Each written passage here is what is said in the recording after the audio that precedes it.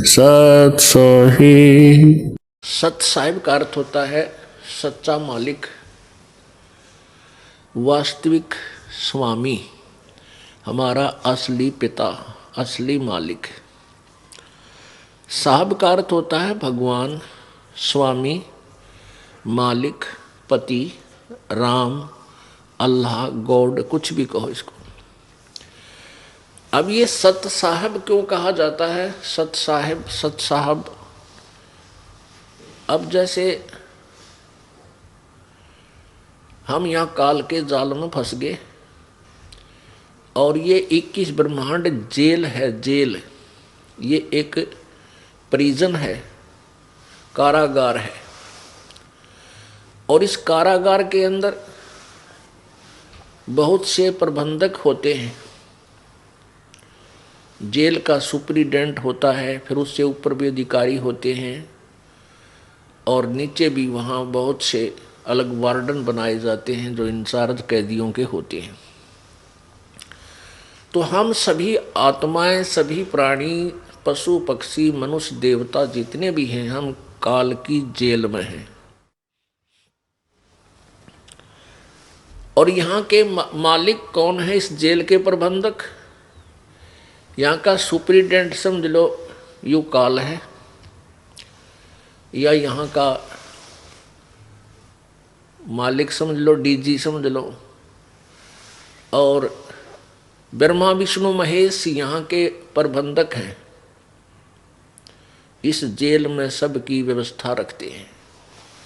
और आप और हम सभी यहाँ कैदी है, ये सत्कर मान लेना। एक पुन्नी एक पापी आया, एक है सूम दलेल रे। गरीब दास सतपुरुष भजन बिन सब ही जम की जेल रे। एक पुन्नी एक पापी आया, एक है सूम दलेल रे। गरीब दास हरि भजन बिना ये सब ही जम की जेल रे।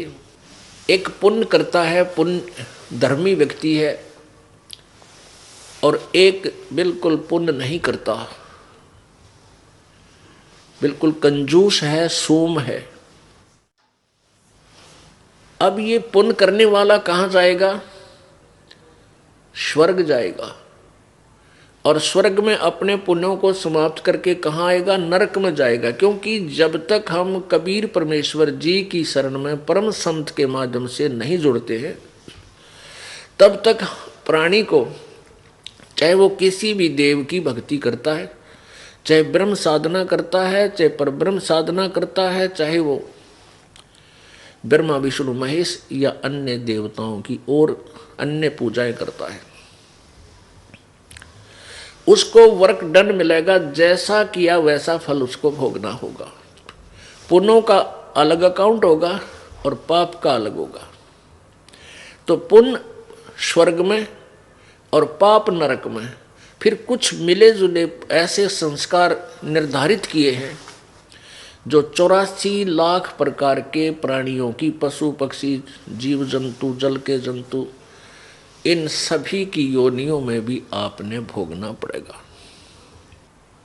एक पुण्य करने वाला, एक पापी, और एक है सूम दलेल रे। एक कति कंजूस है, दान पुण्य करता नहीं। तो ये सभी कहते हैं काल की ही जेल में है। वो पुण्य करने वाला भी स्वर्ग में पहुंच गया, वहां पुण्य खत्म होते, नरक के बाद 84 लाख योनियों के इस कोल्लू के चक्कर में गिर जाएगा। अब हम सत साहिब को डिफाइन कर रहे हैं।